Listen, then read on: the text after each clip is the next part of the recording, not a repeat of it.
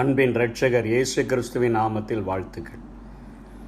இந்த நாளிலும் நேற்றைய தினத்தின் செய்தியை தொடர்ந்து இரண்டாவது பகுதியாக அதே 94ஆம் சங்கீதத்தின் 12-13 வசனத்திலே, துன்மார்க்கனுக்கு குழி வெட்டப்படும் வரைக்கும் நீர் தீங்கு நாட்களில் அமர்ந்திருக்க பண்ணி சிட்சித்து உம்முடைய வேதத்தை கொண்டு போதிக்கிற மனுஷன் பாக்கியவான். துன்மார்க்கனுடைய அழிவை நாங்கள் காண்கிற வரையிலும் நாங்கள் அமர்ந்திருக்க வேண்டும். அந்த நாட்களிலே எங்களுக்கு ஒரு ட்ரைனிங் கொடுக்கப்படுகிறது. இந்த வாழ்க்கை நெறிமுறைகளை கற்றுக்கொண்டு ஒழுக்கமாக வாழும்படியாக எங்களுக்கு ஒரு நல்ல படிப்பினை கொடுக்கப்படுகிறது என்று சொல்லி, அதுவும் வேதத்திலிருந்து கற்றுக் கொடுக்கப்படுகிறது. உம்முடைய வேதத்தை கொண்டு போதிக்கிற மனுஷன், ஆங்கில வேதாகமத்தில் போதிக்கப்படுகிற மனுஷன் பாக்கியவான் என்று எழுதப்பட்டிருக்கிறதை பார்க்கிறோம். இந்த சிட்சை நாட்களிலே வேதத்தை அதிகமாக கற்றுக்கொண்டு நாம் சோர்ந்து போகாமல் அமர்ந்திருந்து ஜெபிக்கும் பொழுது துன்மார்க்கர்களுடைய அழிவை காண முடியும், நியாயக்கேடு செய்கிறவர்களுடைய முடிவை பார்க்க முடியும் என்று சொல்லி இந்த சங்கீத பகுதி சொல்கிறது. இயேசுவும் இந்த பூமியில் வாழ்ந்த நாட்களிலே லூக்கா 18ஆம் அதிகாரம் 1ஆம் வசனத்திலிருந்து 8ஆம் வசனம் வரையிலும் அவர் ஓமையை ஒன்றை சொல்லிக் கொடுக்கிறார். சோர்ந்து போகாமல் எப்பொழுதும் ஜெபம் பண்ண வேண்டும் என்பதை குறித்து அவர்களுக்கு அவர் ஒரு ஓமையை சொன்னார். ஒரு பட்டணத்திலே ஒரு நியாயாதிபதி இருந்தான். அவன் தேவனுக்கு பயப்படாதவனும் மனுஷரை மதியாதவனுமாயிருந்தான். அந்த பட்டணத்திலே ஒரு விதவையும் இருந்தால். அவள் அவனிடத்தில் போய், எனக்கும் என் எதிராளிக்கும் இருக்கிற காரியத்தில் எனக்கு நியாயம் செய்ய வேண்டும் என்று விண்ணப்பம் பண்ணினாள். வெகுநாள் வரைக்கும் அவனுக்கு மனதில்லாது இருந்தது. பின்பு அவன், நான் தேவனுக்கு பயப்படாமலும் மனுஷரை மதியாமலும் இருந்தும் இந்த விதவை என்னை எப்பொழுதும் தொந்தரவு செய்கிறபடியினால் இவள் அடிக்கடி வந்து என்னை அலட்டாதபடிக்கு இவளுக்கு நியாயம் செய்ய வேண்டும் என்று தனக்குள்ளே சொல்லிக் கொண்டான் என்றார். பின்பும் கர்த்தர் அவர்களை நோக்கி, அநீதியுள்ள அந்த நியாயாதிபதி சொன்னதை சிந்தித்து பாருங்கள். அந்தபடியே தேவன் தம்மை நோக்கி இரவும் பகலும் கூப்பிடுகிறவர்களாகிய தம்மால் தெரிந்து கொள்ளப்பட்டவர்களின் விஷயத்தில் நீடிய பொறுமை உள்ளவராயிருந்து அவர்களுக்கு நியாயம் செய்யாமல் இருப்பாரோ? சீக்கிரத்திலே அவர்களுக்கு நியாயம் செய்வார் என்று உங்களுக்கு சொல்லுகிறேன் என்று சொல்லி இங்கே இயேசு இந்த ஓமையை கற்றுக் கொடுக்கிறதை பார்க்கிறோம்.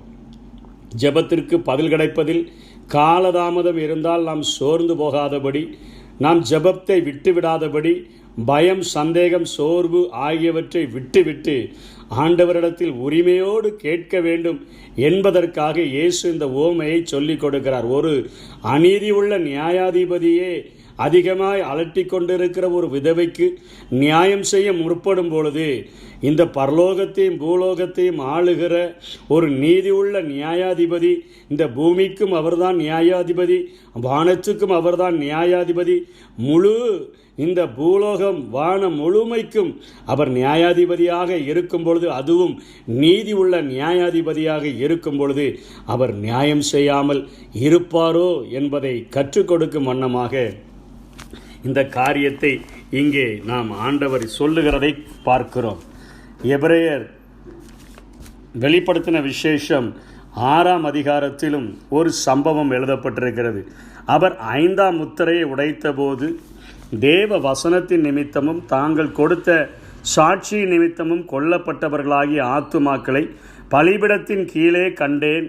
அவர்கள் பரிசுத்தமும் சத்தியமுமுள்ள ஆண்டவரே, தேவரீர் பூமியின் மேல் குடியிருக்கிறவர்களிடத்தில் எங்கள் இரத்தத்தை குறித்து எதுவரைக்கும் நியாய தீர்ப்பு செய்யாமலும் பழிவாங்காமலும் இருப்பீர் என்று மகா சத்தமிட்டு கூப்பிட்டார்கள். அப்பொழுது அவர்கள் ஒவ்வொருவருக்கும் வெள்ளை அங்கிகள் கொடுக்கப்பட்டது. அன்றியும் அவர்கள் தங்களைப் போல கொலை செய்யப்பட போகிறவர்களாகிய தங்கள் உடன் பணிவிடைக்காரரும் தங்கள் சகோதரர்களின் தொகை நிறைவாகும் அளவும் இன்னும் கொஞ்ச காலம் இளைப்பாற வேண்டும் என்று அவர்களுக்கு சொல்லப்பட்டது. ஆபேலுடைய இரத்தம் பேசினதை பார்க்கிலும் நன்மையானவைகளை பேசுகிற இரத்தம் என்று பார்க்கிறோமே.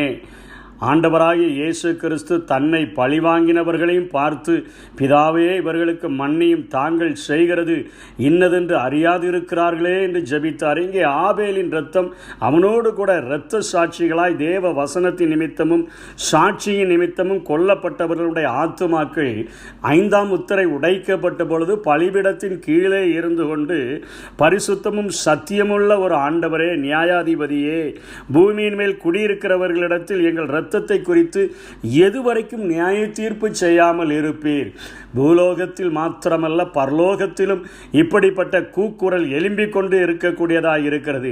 அவர்களுக்கு அங்கே உடனே பதில் சொல்லப்படுகிறது. உங்களைப் போல தேவ வசனத்தின் நிமித்தமும் சாட்சி நிமித்தமும் கொல்லப்பட வேண்டிய சகோதரர்களுடைய எண்ணிக்கை கொஞ்சம் இருக்கிறது. அது நிறைவாகிற வரையிலும் கொஞ்ச காலம் நீங்கள் இளைப்பாருங்கள் என்று சொல்லப்படுகிறது. அவர்களுக்கு அங்கே ஒரு இளைப்பாறுதல், இங்கே நமக்கு ஒரு அமர்ந்திருத்தல், நமக்கு இளைக்கப்படுகிற, நமக்கு விரோதமாய் எழும்புகிற நியாயக்கேடுகள். ஐயோ, இவர்கள் இப்படி செய்கிறார்களே, அப்படி செய்கிறார்களே, இந்த காரியத்தில் எனக்கு நியாயம் கிடைக்கவில்லையே. வேதம் நமக்கு கற்றுக் கொடுக்கிற போதனை, சோர்ந்து போகாமல் இரவும் பகலும் அவரை நோக்கி ஜெபிப்போமாக. அநீதி உள்ள ஒரு நியாயாதிபதி, இந்த பூமியின் நியாயாதிபதியே தன்னுடைய இருதயத்தில் ஒரு மாற்றத்தை ஏற்படுத்தி கொண்டு அவளுக்கு நியாயம் செய்ய வேண்டும் என்று சொல்லி முற்படும் பொழுது இரவும் பகலும் தம்மை நோக்கி கூப்பிடுகிற, தம்மால் தெரிந்து கொள்ளப்பட்டவர்களுடைய விஷயத்தில் அவர் நீடிய பொறுமை உள்ளவராய் இருந்து சரியான நேரத்தில் அவருக்கென்று அவர் குறித்திருக்கிற அந்த நேரத்தில் நமக்கு நியாயம் செய்வார். சீக்கிரத்திலே அவர்களுக்கு நியாயம் செய்வார் என்று எழுதியிருக்கிறபடி நம்முடைய வாழ்க்கையில் நாம் இந்த சத்தியத்திலிருந்து கற்றுக்கொள்ள வேண்டிய ஒரு காரியம், நாங்கள் அமர்ந்திருக்கிறோம் ஆண்டவரே. எங்களுக்கு கொடுக்கப்படுகிற போதனைகளை ஏற்றுக்கொண்டு அதன்படி வாழ்ந்து நாங்கள் இரவும் பகலும் உம்மை நோக்கி ஜெபிப்பதற்கு நாங்கள் கடமைப்பட்டிருக்கிறோம். எங்கள் வாழ்விலே இந்த பூமியிலும் நியாயங்களை நீதிகளை எங்களுடைய வாழ்வில் செய்வீராக. எங்களுக்கு நியாயக்கேடு செய்கிறவர்களுடைய ஆண்டவரை முடிவு வரையிலும் நாங்கள் அமர்ந்திருந்து உம்முடைய பாதத்தில் உம்முடைய வேதத்தை கற்றுக்கொண்டு இருக்க எங்களுக்கு உதவி செய்யும் என்று சொல்லி நாம் ஜெபிப்போம்.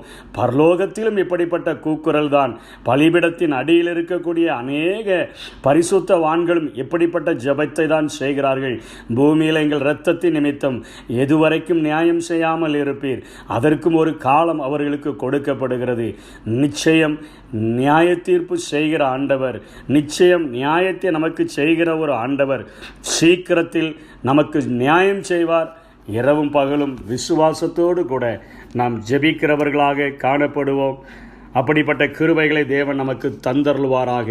ஆமென். எதிரிகள் எவ்வளவாய் பெருகிவிட்டன, எதிர்த்தெழுவோர் எத்துணை மிகுந்துவிட்டன. ஆனாலும் சோர்ந்து போவதில்லை, தளர்ந்து விடுவதில்லை. சோர்ந்து போவதில்லை, தளர்ந்து விடுவதில்லை.